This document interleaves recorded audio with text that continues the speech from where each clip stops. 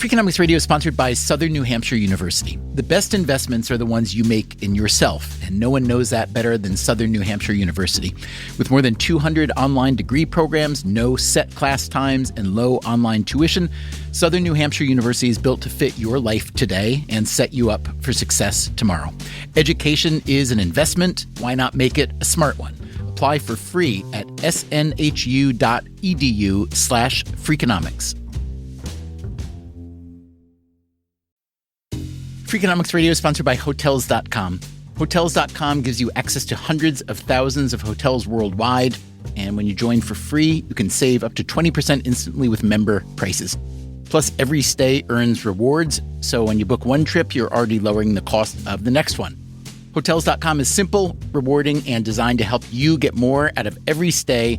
Sign up for free and book today. Hotels.com. It's all in the name. Freakonomics Radio is sponsored by Amica. You know what they say, if you want to go fast, go alone. If you want to go far, go together. So go with Amica and get coverage from a mutual insurer that's built for their customers, one that looks after what's important to you together. Auto, home, life, and more, coverage that fits your unique needs. Amica helps you protect what matters most. Visit amica.com and get a quote today.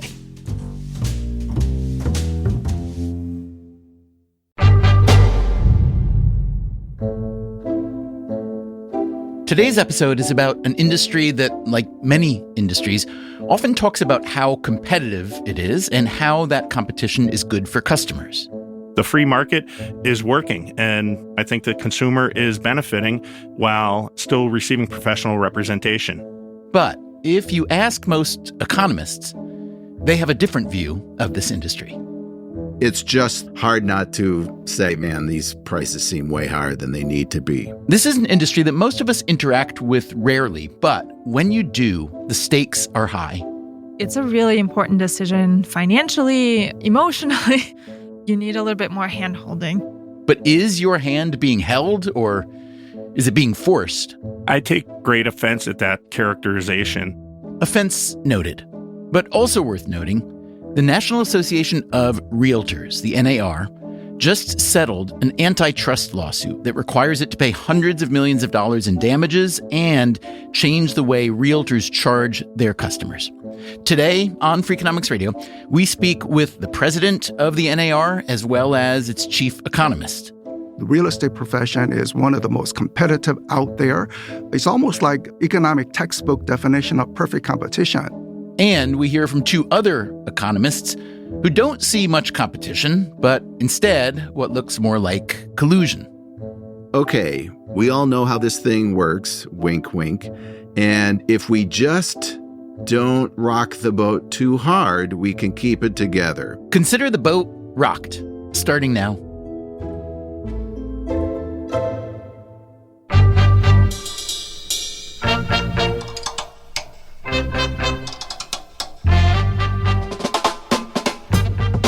This is Freakonomics Radio, the podcast that explores the hidden side of everything, with your host, Stephen Dubner.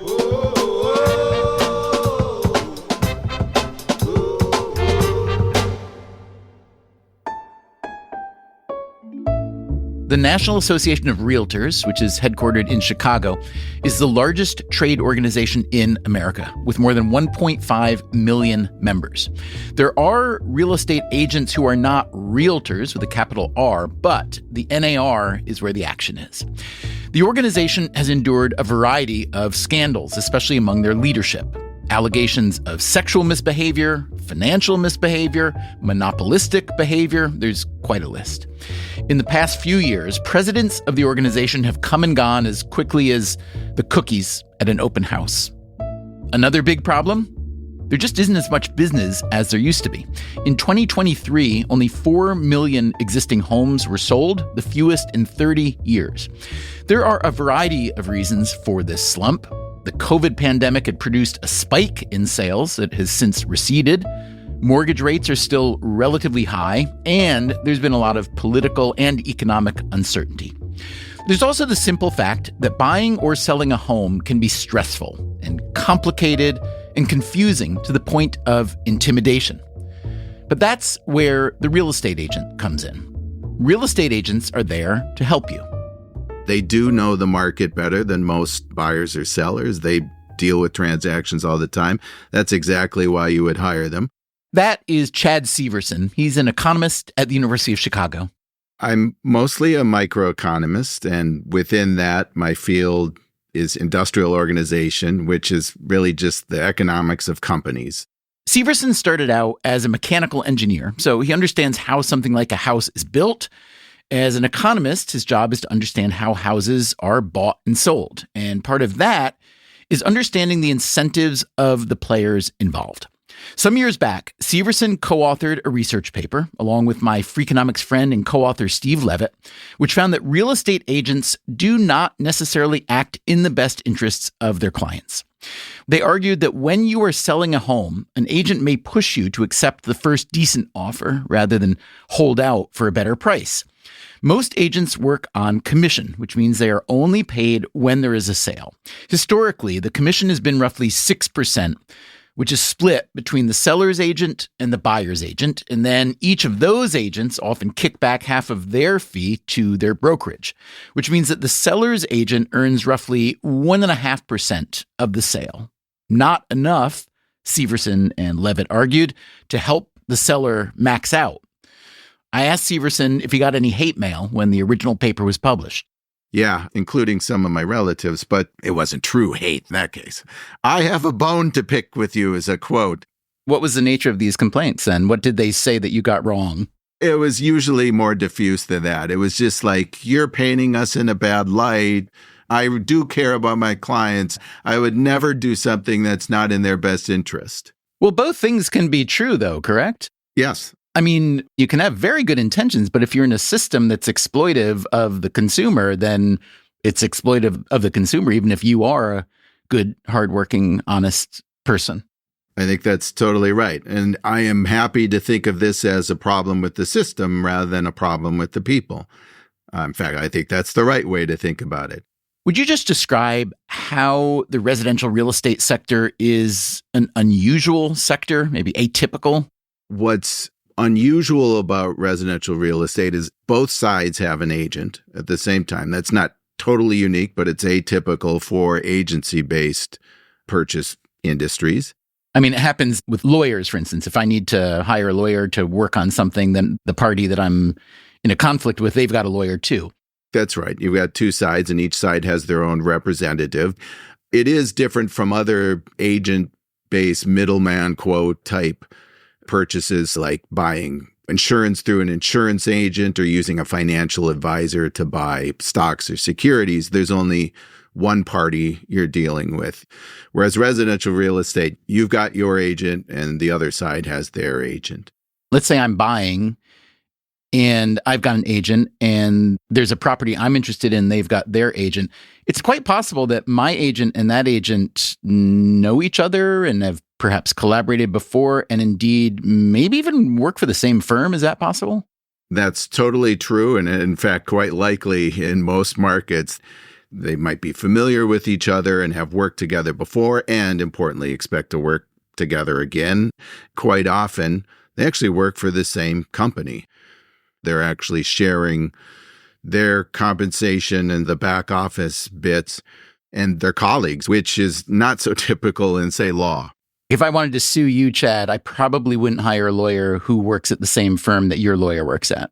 Yeah, in fact, I think there are rules against that for lawyers, where it's just a matter of course in residential real estate. In fact, every once in a while, you get two sides represented by the same agent. They're working both sides of the deal. And what are the ramifications of the fact that a buy-side agent in one moment may be a sell-side agent the next moment? If I wanted to think about it positively, I could think, well, that makes sense because if I'm buying, my agent has also sold a lot of properties and therefore knows what to look for. On the other hand, I could think, well, it feels like maybe they are part of a fraternity that I'm not a part of. And even though I feel like they're representing me and me alone, in fact, they work both sides of the aisle. Yeah, I think you nailed it with that description. there could be good things in terms of understanding the market from both sides.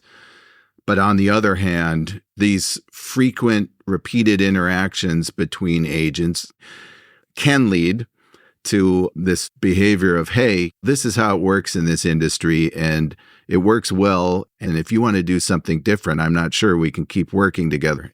I've been in a case a few times as a buyer where I would say to the selling agent, I don't have a buyer's agent. I'm just going to operate on my own. So can we agree from the outset that we're going to subtract 3% off the price? And I get the meanest looks, and I'm told that that's not the way it works. I mean, is that not the way it works? Well, there you go. You have the legal right to propose that. They have the legal right to take you up on it. But they choose not to. Now, why do they choose not to? Because they know if they start deviating from how things work and everyone starts doing that, then the system might fall apart. The NAR will tell you, oh, of course, you always have the right to negotiate over commissions. But your experience and the experience that I know other folks have had is when you try, you're often met with what you describe, which is, I'm sorry, that's just not how I do business.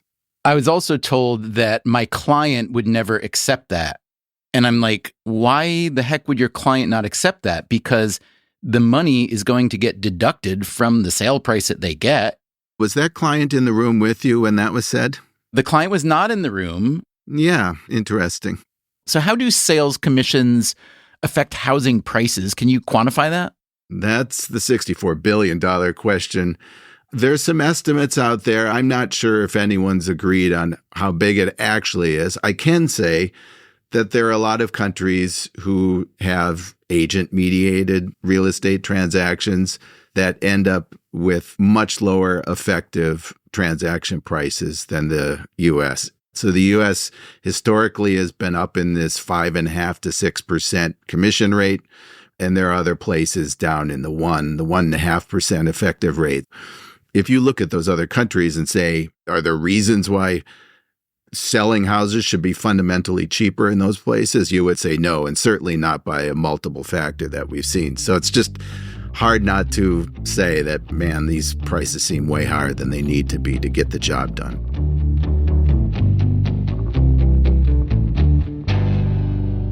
You may be wondering, why do real estate agents get paid on a percentage basis in the first place? Why not an hourly rate like lawyers and accountants and electricians and consultants and, well, like a lot of people? To answer that question, you have to go back to 1908 and the founding of the National Association of Real Estate Boards. Back then, local boards in places like Chicago, Omaha, and Los Angeles had set fixed commission fees, and this eventually became the standard. In 1950, the Supreme Court declared that this amounted to price fixing in violation of the Sherman Act. The workaround was fee suggestions, which some observers thought looked an awful lot like the fixed schedules that they supposedly replaced. In 1972, the National Association of Real Estate Boards became the National Association of Realtors. It didn't take long for the federal government to once again declare their practice anti-competitive. This government scrutiny and the legal back and forthing has continued ever since. And yet, commissions have remained relatively steady at 5 to 6%. Home prices, meanwhile, have continued to rise. The current median price in the U.S. is around $400,000, double what it was 20 years ago. The same percent commission on a higher price means a higher commission. There's nothing really you can look at in the costs of selling a house that would scale up 1-for-1 with the price of the house. It shouldn't be twice as expensive to sell a house that costs twice as much. Imagine that instead of buying a house 20 years ago, you were buying 1,000 shares of stock in Apple Inc. The share price back then, adjusting for splits, was around $1. So the stock would cost you $1,000, and if you went through a brokerage, you might pay a $20 fee, which works out to a 2% commission. Now imagine you buy 1,000 shares of Apple stock today. The share price is well above $200 now, so it would cost you over $200,000. Would you still expect to pay a 2% brokerage fee, a $4,000 commission? No, you would not. In fact, you would probably pay close to zero. In most industries, transaction prices fall over time thanks to technology, economies of scale, and competition. But again, residential real estate is not like most industries. So does this commission inflation mean that every real estate agent is getting filthy rich? It very much does not. Let's bring in another economist to help explain. I'm Sonia Gilbook, and I'm an assistant professor at Baruch College. Most of my research is about the housing market and how buyers and sellers find each other and how real estate agents help them in that process. And are you putting help them in quotes? I mean, they're supposed to help. And because in the US, most of the transactions go through a real estate agent, I'm putting help in a way that there's no alternative for the consumers. To be fair, there are alternatives. It is legal in every state to buy or sell a home without representation, but it is rare. Only around 7% of sellers go the route known as FSBO, or for sale by owner. What Gilbook wanted to understand was what happens in the other 93%, and she was particularly interested in how much the individual real estate agent matters. The main takeaway is that not all agents are the same. Gilbook recently published a study, along with her husband and fellow economist Paul Goldsmith-Pinkham, that looked at data from the MLSs, or multiple listing services, in 60 markets across the U.S. Around 95% of MLSs are owned by the National Association of Realtors. An MLS is a database where agents post their sales listings and communicate with one another about prices and commissions, including how much a buyer's agent should expect to receive. This is called a cooperating compensation agreement, and it is at the root of the alleged fixing of rates. Gilbook and Goldsmith-Pinkham used this MLS data to analyze the comings and goings of individual agents as well as their performance. What'd they find? There's some really experienced agents that offer different quality service from really new agents. There's a lot of inexperienced agents out there, and they provide a much lower quality service in terms of probability of sale, which is especially important in a down market. This may not surprise you that experienced agents tend to be better, but when you consider how many agents are out there, you may be concerned with your odds of getting a good one. Roughly 3 million people in the U.S. currently hold a real estate license. Remember what I said earlier about the total number of home sales in a year? 4 million. Even if there are 2 agents per sale, one on the buy side and one on the sell side, that gets us to 8 million transactions. Do we really need 3 agents for every 8 transactions? So why does the market attract this many agents? Here's Chad Severson again. One way to think about it is just the gross pot of money involved is enormous. Total number of houses sold per year times average price times 5.5 or 6%. That is billions and billions of dollars. If that's the pie, and it is extremely low cost to get in and try to start slicing off a piece of that pie, you're going to have a lot of bakers trying to cut the pie. Now, it ends up there's so many, the slice that any average person gets is really tiny. But I think that's one way to think about it, is just a ton of money, super easy to get into. How easy is it? Here's Sonia Gilbook. It depends on the state, but in most states, you have to take a course, which could be a 50-hour course. So you put your foot down and you can be done with it in a week. And then you take a state test and you pay a license fee.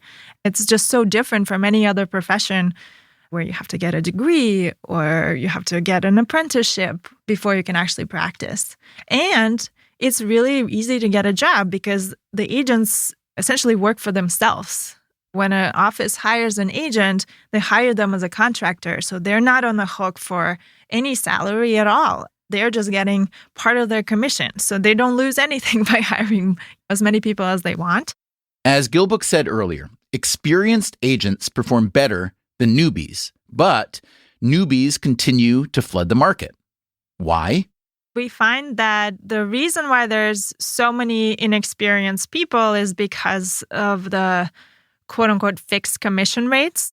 In other words, that 5 or 6% commission is so attractive, almost like a lottery payout, that it draws many new players, even though they have a slim chance of getting that payout. So what would happen if commissions were smaller? We find that if the commissions were more competitive, there would be many fewer agents. They would be a lot more experienced and more houses would be able to sell. So essentially, addressing the commissions is one of the most important ways that we can make this industry more efficient. The National Association of Realtors insists that commissions are not fixed, that fees are negotiable. That may be true in theory, but in practice, the NAR has maintained its leverage. How do they do that? We live in an economy where new technologies and new entrants are constantly pushing aside the old guard. Why hasn't that happened in residential real estate? Here's Chad Severson again. Additional information has radically changed a lot of industries. Going back a few decades, travel agency lost 60% of its revenue when people figured out they could buy airline tickets themselves online. And airlines figured out flyers were happy to do that. Basically, one of two things happen. Either the industry does totally restructure itself. That's kind of what happened with travel agency. Or it's a little bit of a squeezing the balloon thing like car sales, where they've moved some of the obfuscation, for lack of a better word, to other parts of the transaction, or they just try to make profit on other dimensions now through repair deals or whatever. So that tends to be how a lot of industries have responded. Residential real estate has changed less, and I think it's because you have this two-sidedness of the deal. So it's not just one agent decides to do things differently and things start falling apart. If one starts doing things differently, the other one can say, oh, no, you don't. And here's what's going to happen if you do. What you're describing sounds like a word that we don't like to throw around casually, but it's a word that you certainly use to describe this ecosystem, which is collusion. In what ways does collusion exist in this system? There's explicit collusion. The smoke-filled rooms where parties in an industry get together and say, hey, let's make a plan so we can monopolize this thing and make more money. I don't think there's ever been evidence of this happening widespread in real estate. The kind of collusion that Steve and I talked about in the paper is what an economist might call tacit collusion, which is there's never an explicit agreement and no one's, sign contracts of this form, which would be completely illegal. But there is a sense of, okay, we kind of all know how this thing works, wink, wink, and this thing works well for us. And if we just don't rock the boat too hard, we can keep it together. But in 2023, the NAR was the main defendant in a class action lawsuit in Missouri. The lead plaintiff, Rhonda Burnett, argued that in 2016, she and her husband wanted to sell a home, and her real estate agent gave her a form with 4 commission rate boxes to choose from: 6%, 7%, 8%, or 9%. When Burnett asked if the commission was negotiable, which the NAR says it always is, she was told that a lower commission might diminish the likelihood of her home being shown. The Burnetts and other plaintiffs argued that the NAR and several brokerages conspired to impose a, quote, blanket, unilateral, and effectively non-negotiable offer of buyer-broker compensation. The trial evidence included a training script from one of the brokerages. It instructed agents to say, if an agent has 10 different houses, 9 of which come with a 3% commission, 1 of which comes with a 2.5% commission, which houses do you think they're going to show? It took a jury barely 2 hours to rule against the NAR. The court awarded damages of $1.8 billion, which in a settlement, the NAR negotiated down to $418 million. But the trouble is not over. The NAR is facing lawsuits in several other states charging monopolistic behavior. Coming up after the break, What does the NAR have to say for itself? The settlement was part of our agreement where we didn't admit to any wrongdoing. I'm Stephen Dubner. This is Freakonomics Radio. We'll be right back.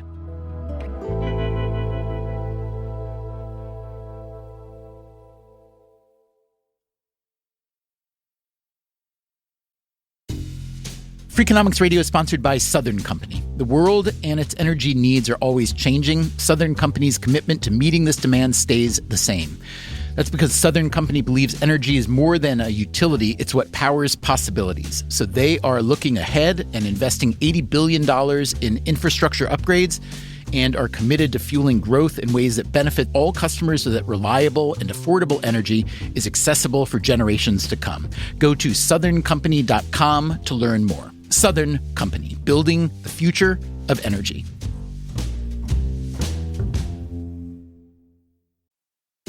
Freakonomics Radio is sponsored by Range Rover Sport, a vehicle that blends power, poise, and performance. With a distinctly British design, the Range Rover Sport is built to take on roads anywhere. Free from unnecessary details, its raw power and agility shine. Combining a dynamic sporting personality with elegance and agility, it delivers an instinctive drive. Its assertive stance hints at an equally refined driving performance. Defining true modern luxury, the Range Rover Sport features the latest innovations in comfort and convenience. The cabin air purification system, alongside the active noise cancellation, creates a new level of quality, comfort, and control.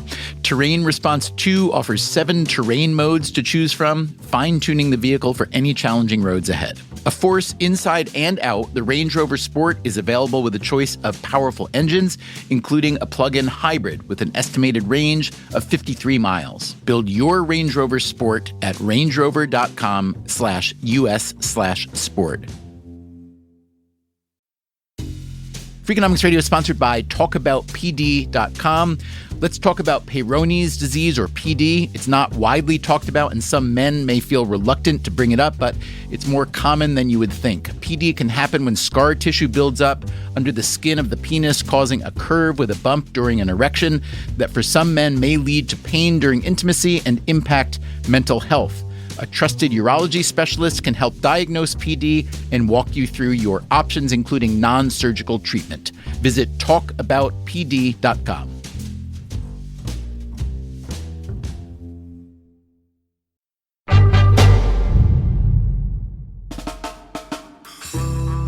Okay, in the first chunk of this episode, we heard from economists who were beating up on the National Association of Realtors. Let's hear now from the NAR. My name is Kevin Sears. I am a broker associate with Lamacchia Realty in Springfield, Massachusetts. Okay. Also, and I'm the 2024 president of the National Association of Realtors. Yeah, you almost left that one out. That's a big deal, no? Yeah, typically when I do the interviews, I'm used to just talking with local media and they want to know the brokerage I'm with. Yeah. I understand. Give me a little bit on the NAR. What is the NAR exactly? The National Association of Realtors is a trade organization that has about 1.5 million realtor members across the country. We are a trade association that advocates for our members and for property owners' rights across the country. What share of all real estate agents belong to the National Association of Realtors? I think that there's probably close to about 3 million licensees across the country. And so we've got about half of them that are members of the National Association of Realtors, which, part of the requirement to be a member is you have to subscribe to the Code of Ethics, which is very important for us. And it's been around for over 100 years.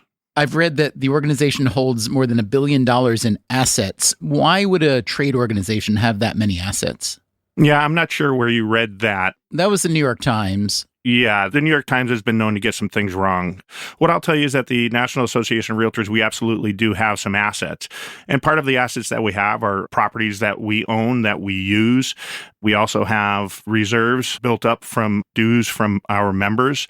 We also have different wholly owned subsidiaries that invest in property technology and that sort of thing.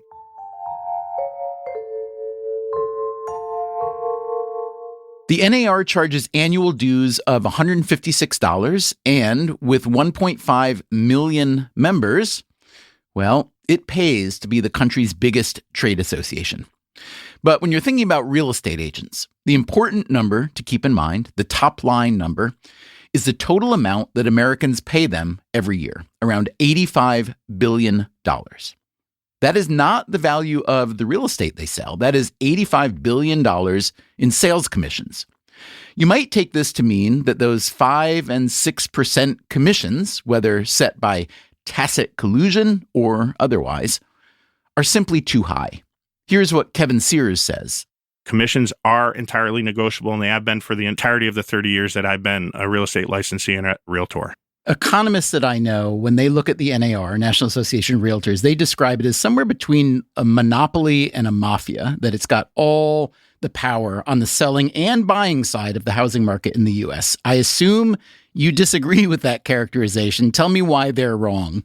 Yeah, I take great offense at that characterization. There's over 3 million across the country, and we have only half of those licensees as members. Consumers have tremendous choice right now. They can choose who to hire, what to pay, or to go it on their own. The fact that we are the only national organization that has reached to all 50 states, and we have the ability to lobby in our nation's capital, that's a good thing, not only for our members, but for our industry and for the American consumers who rely on us to promote private property rights and the protections thereof. Let's talk about the recent settlement. Tell me what it means for your organization and what kind of changes you're making because of that. Unfortunately, a jury of 8 in Missouri found us liable in federal court. And as a result, there was a jury verdict of $1.8 billion. Since it was an antitrust case, that meant it was tripled up just shy of $5.4 billion. We did not have the resources when it came to being able to satisfy that jury verdict. And so we negotiated with the plaintiffs on a settlement. The settlement does have a financial component. Over the next 3 years, the National Association of Realtors will pay $418 million as part of the settlement. There are a couple of other things that come along with that. The first is that the settlement was part of our agreement where we didn't admit to any wrongdoing. We do believe that the practices were legal, meaning that they were allowed by the law. But with that said, we did agree to make some practice changes. There's 2 major components to the practice changes. The first has to do with the multiple listing service. There will no longer be allowed an offer of cooperating compensation displayed on the multiple listing service. With that said, offers of compensation can still be made off the MLS. The second big change has to do with buyers. If buyers want to tour a home, they can expect to have a written agreement presented to them where it will spell out the services that will be provided by the realtor and the fee that that realtor will be looking to get paid. The seller may still offer compensation to their agent, but what the buyer will need to understand is that if the seller does not offer compensation, does not offer the amount that is in their agreement, the buyer will have to come to the closing table with extra money to pay for their representative.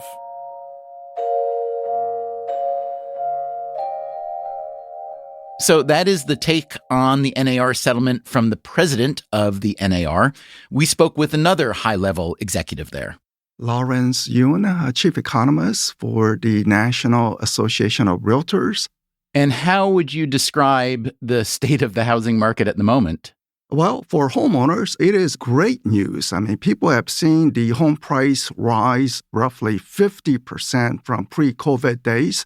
But for the real estate professionals, the past 2 years has been quite difficult. High mortgage rate along with record high home prices and limited inventory has restricted business opportunity. Home sales essentially trending at 30-year low levels, even though their past clients are all happy, super excited about having been a homeowner. So your organization, the NAR, recently got a pretty big spanking from a federal jury trial in Missouri in a class action suit brought by homeowners. What's your response to that verdict and then the settlement that the NAR entered into? The real estate profession is one of the most competitive out there. It's almost like economic textbook definition of perfect competition. You have so many new entrants every year, roughly 200,000 new people, entrepreneurs trying to test out their skill set. And then you have roughly 200,000 realtors who gave their best, but they said, no, it's not for me. And then, of course, you have all different business models. full service, limited service, discount brokerages. And great thing about America is that Americans can do it by themselves if they want to. So I thought the market was competitive, but I guess the lawyers can always convince few people to get the verdict they want. Here's something you said about the lawsuit and the settlement. You said a couple of lawyers were able to find 2, 3 unhappy owners and make a lawsuit, and you have 9, 11 jury members, so you can count the number of people involved in the lawsuit. Now, to me, Lawrence, it sounds like you're saying the NAR was screwed over by the legal and jury system. Is that a fair assessment? Again, as an economist, I look at the competitive nature, the free entry and exit of the people in the profession. The only other industry that is more competitive, more dynamic than the real estate brokerage industry is in the restaurant, constantly coming in, constantly going out. So let's say there's a couple of unhappy consumers of a restaurant. They may bring a lawyer to sue the restaurant to say, look, what they promised did not match the expectation of it. But to make it into a class action lawsuit, to have all the restaurants across the country be impacted, is that a fair judgment? When we take survey of consumers, recent home buyers, recent home sellers, every year, we have been doing it for 40 years, the numbers barely budge. Essentially, 70% say they really enjoy working with a realtor. Who conducted the survey that you're citing about the customer satisfaction with realtors? The survey was commissioned by NAR. So when the consumers essentially say that they are happy, what was the key reason? And they say it's the trust factor. I don't have to get down to all this paperwork. I trust what my realtor is relaying that information.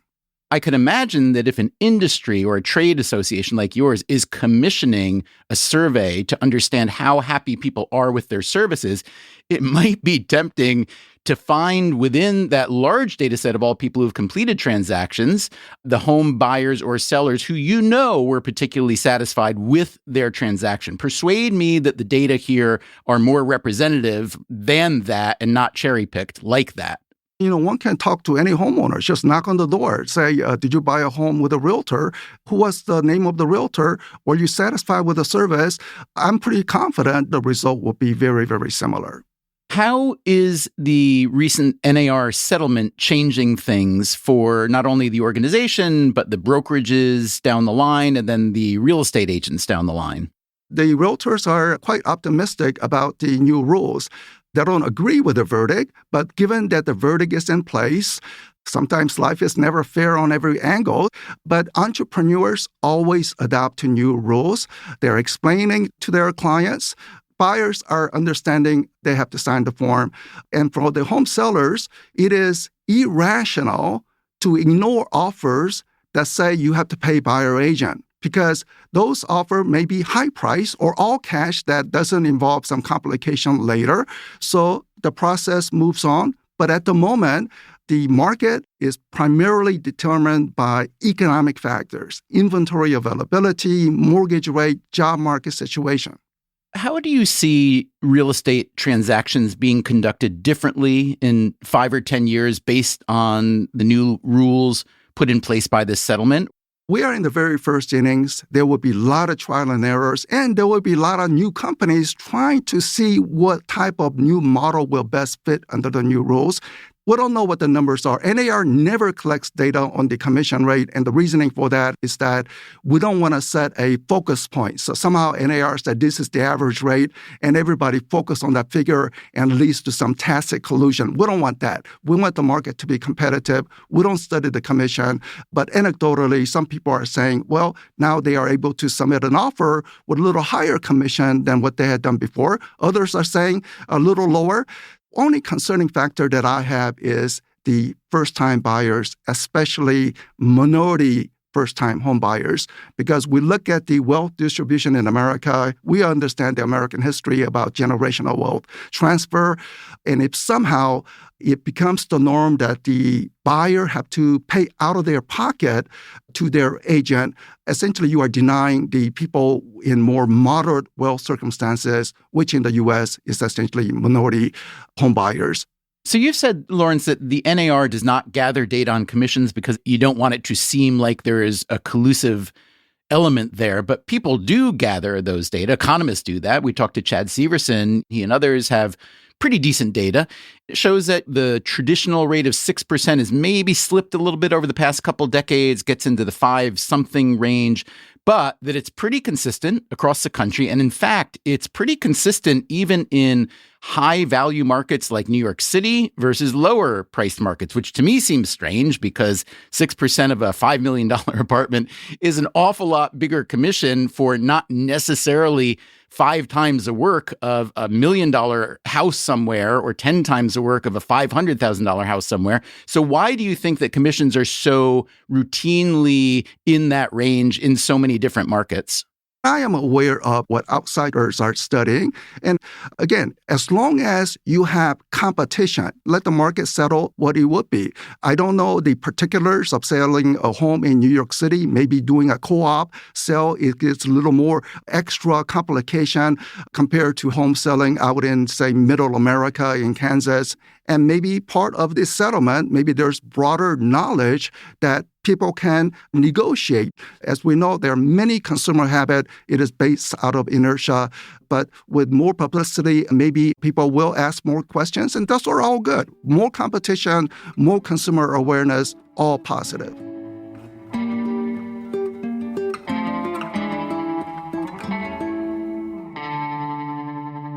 So that's how Lawrence Yun, the chief economist of the NAR, sees the after effects of the lawsuit and settlement. And how about NAR president Kevin Sears? I do think there may be a little time of a learning curve for agents that are not used to having to present a written agreement to a buyer. What I can tell you is that on the sell side, the seller is going to have a professional representative, and the conversation is going to be very, very similar to how it's always been. They're just going to make sure that they clearly explain about the compensation for the buyer's agent and the fact that commissions are negotiable.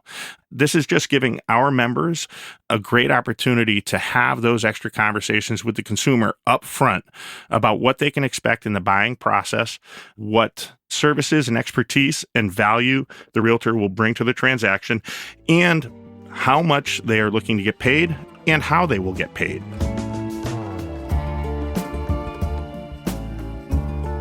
Do these explanations leave you a bit confused?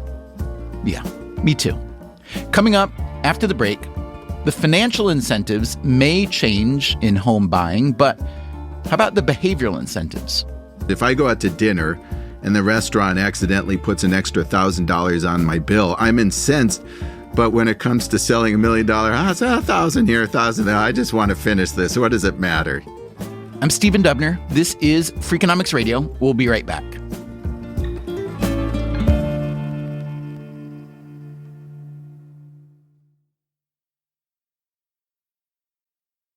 Freakonomics Radio is sponsored by Figure. Did you know that 40% of homeowners own their home outright? If that's you, don't let your equity sit idle. Tap it with a home equity line of credit. Figure, the #1 non-bank HELOC lender in the U.S., helps tap equity you've built in your home so you can do things like tackle a renovation or pay down debt. HELOC is a line of credit secured by your home. You can draw what you need, repay, and draw again. Figure offers a 100% online application. Get approved in 5 minutes and funding in as few as 5 days. It's faster than a bank loan and cheaper than a personal loan. Check your rate today without impacting your credit at figure.com/Freakonomics. This post is sponsored by Figure, NMLS ID 1717824. Figure is an equal housing lender. For more information about their licensing, visit nmlsconsumeraccess.org. Figure's HELOC is subject to credit approval and terms apply. Freakonomics Radio is sponsored by Zip System. Zip System building enclosures are designed as one integrated roof and wall system that makes it faster and easier to create a tight, dry building enclosure. Instead of a mix and match approach, all components work together as one system, eliminating the need for house wrap and felt. Because they keep your build protected against weather starting from day one, that means fewer steps and less opportunities for delays. Explore their family of products and learn more at zipsystem.com. Freakonomics Radio is sponsored by LinkedIn Ads. Ever invested in something that didn't live up to the hype? Marketers know that feeling. They optimize for the numbers that look great, like impressions, but then they don't see revenue. LinkedIn has a word for that: bull spend. Instead, you can get the highest ROAS of major ad networks with LinkedIn. Cut the bull spend, advertise on LinkedIn. Spend $250 and get a $250 credit. Go to linkedin.com/Freakonomics. Terms apply.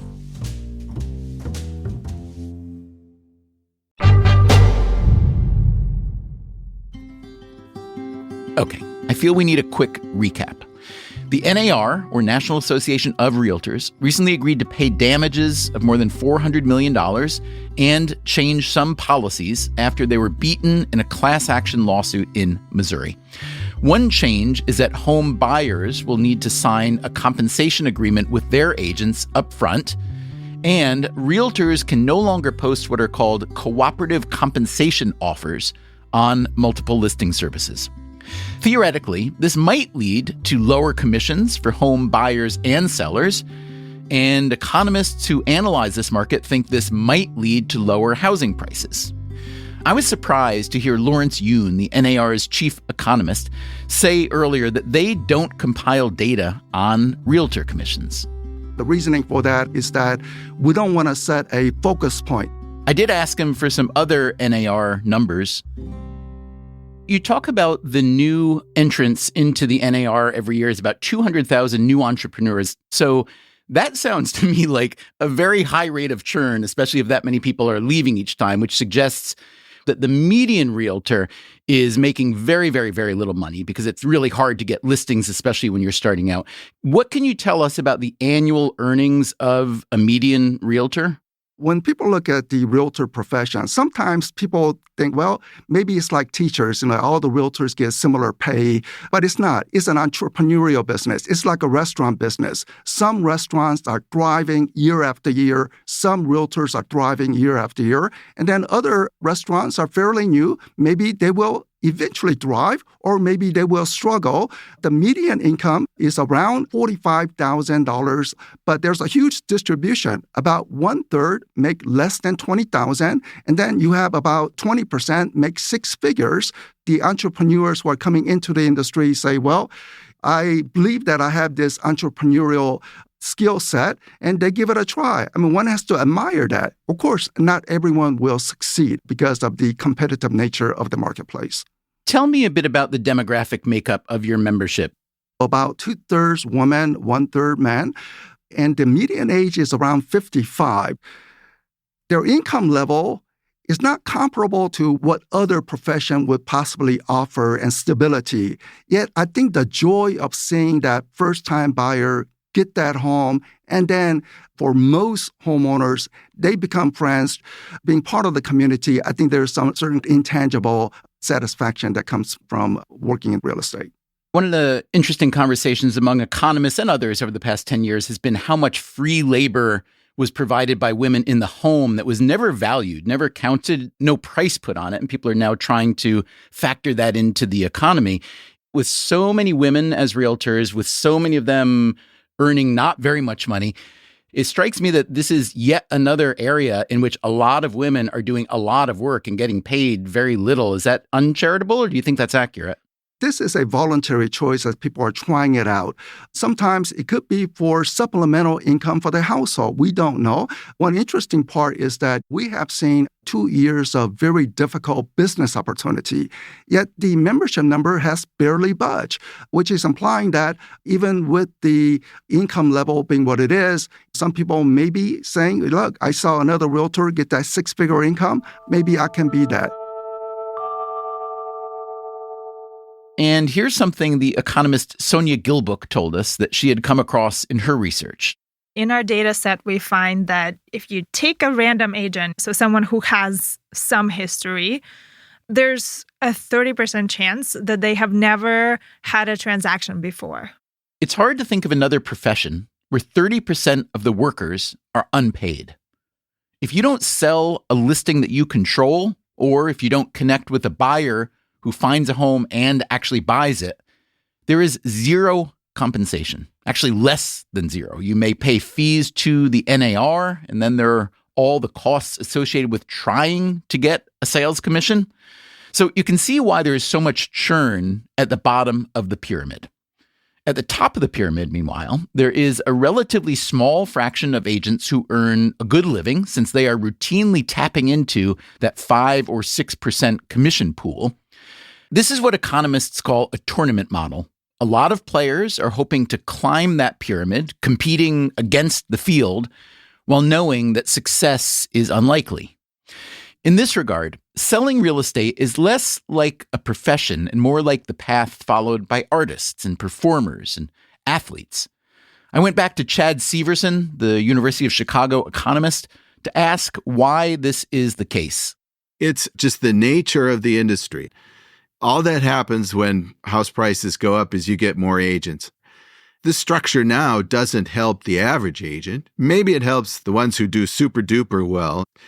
It helps the brokerages because the more volume they get under their umbrella, the better they are. It helps the NAR because the more agents there are, the more dues and fees they collect. But at the individual agent level, this structure isn't what's making what they think would be nice about the industry nice. You know, the flexibility, I can do this part-time, et cetera. You could do that in a world where you get paid by the hour too, right? Knowing what you know about real estate sales and knowing what you know about incentives generally as an economist, how do you think this change in incentives is going to change behavior, whether among buyers, sellers, or agents on the buy side or on the sell side? One possibility is nothing changes. The current structure is completely allowable under the new settlement. It's just the way that structure is agreed to has to be a little more explicit, and there are more rules about how the communication of the commission rates are done. But if you follow those rules, you can still have, say, a 6% total commission split evenly between the buyer's agent and the seller's agent. What might happen is the new rules give more leeway to agents who want to do things differently. So let's say that, I mean, this is a very unlikely scenario, but let's say the NAR looks at what's coming and says, oh, we're losing our grip here. Our lovely model from the old days that made a lot of money for a handful of agents is going away. And they come to you and say, Professor Severson, I know you've been a critic of this industry to some degree, but you also appreciate the value that some real estate agents can bring. We want to design a new system from scratch for home sales. What would that look like in your mind? I think it makes a lot of sense just to start with an hourly fee. You know, we hire a lot of professional services at an hourly rate, and the hourly rates are settable agent by agent. You want competition in this market too. Certainly you don't want any coordinated hourly rate. It doesn't solve all the problems. You're still going to have information gaps, and it'll create its own. When you pay someone by the hour, you get a lot of hours that maybe you don't really need. So it's not a panacea. Let's assume that the NAR settlement really does change how the commission structure works, and let's pretend that 5 or 10 years from now, it is a very disintermediated market, the way that travel agents were disintermediated, which means a lot of people are booking travel on their own. I don't know really how large this movement is, but I have read about a return to travel agents. Consumers want them because even though, yeah, I can book the flight and the hotel and rental car and other things I want to do all by myself online, it's a lot of work and it's a hassle and it can be confusing and so on. Could you see a future in which a similar thing happens with real estate sales, that agents really do get disintermediated and that buyers and sellers end up doing a lot on their own and they don't like it and they want to return to the current ecosystem, as inefficient as it may be for buyers and sellers? I can see people trying it out on their own and not liking it, certainly. There's probably going to be a set of really sophisticated sellers and buyers who will just keep doing it by themselves. But I think what you described could happen, which is the typical house seller is like, geez, I might have the mechanism to do it, but I really don't know what I'm doing enough. I don't have the time, et cetera, et cetera. And so they want to hire an agent. Again, there are reasons why agents are valuable. But if the structure of compensation falls apart and people do want to run back to agents, I understand why that would happen. I would hope the compensation structure doesn't reverse itself back to what we've got now. So, Chad, I know you've got 4 kids. I believe half of them have gone off to college. Is that right? Yep. Okay, let's say the other half go off to college and you and your wife say, hey, time for a life change. We're going to upsize, downsize, move somewhere warm, whatever. How do you think about selling the place you're in now and buying the place you end up wanting to buy? I would consider doing a for sale by owner. If I did, I would, quote, cooperate with buyer's agents. In other words, if the buyer's agent was expecting to be compensated through a split with the sell side agent, I'd effectively pay money because I would know that if they weren't being compensated by their own client, they've got no incentive to bring their client to my house. There are reasons to have a sell side agent that are valuable, particularly in the neighborhood I live in. It's sort of a small niche market, and it's good to have that pre-advertising component that having a sell side agent can give you because they talk to other people in the market.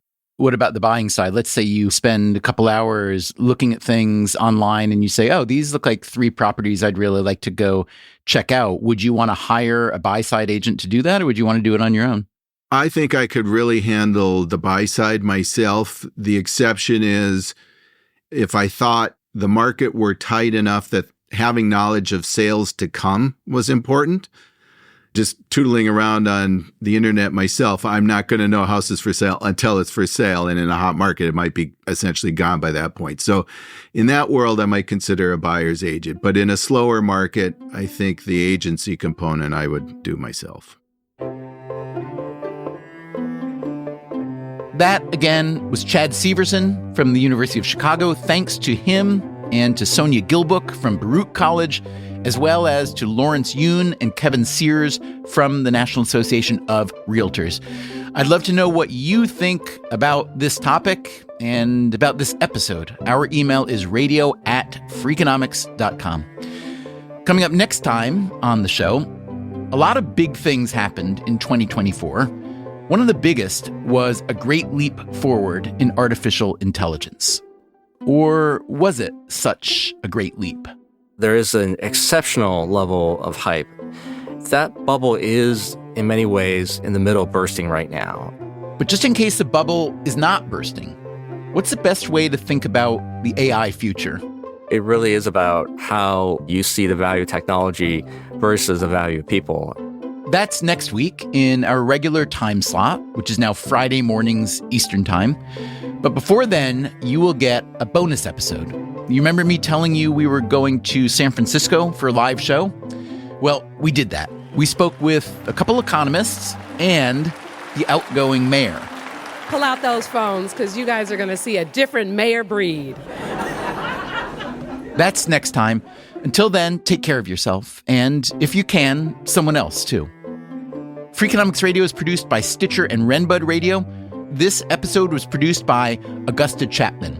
The Freakonomics Radio Network staff also includes Alina Kuhlman, Dalvin Abawaji, Eleanor Osborne, Ellen Frankman, Elsa Hernandez, Gabriel Roth, Greg Rippin, Jasmine Klinger, Jason Gambrell, Jeremy Johnston, John Schnars, Lyric Bowditch, Morgan Levy, Neil Carruth, Sarah Lilly, Teo Jacobs, and Zach Lipinski. Our theme song is Mr. Fortune by the Hitchhikers, and our composer is Luis Guerra. As always, thank you for listening. It's very welcoming that many other countries, especially developing countries, they come to NAR to say, how do you work? We want to have more orderly system. We don't want the total chaos in the marketplace. We don't want people getting ripped off. How does the multiple listing service work? What is your ethics rules? So we are happy to share all this with other countries who wants to know how the United States system works.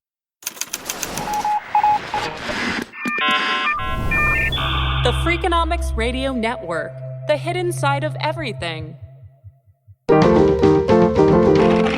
Stitcher.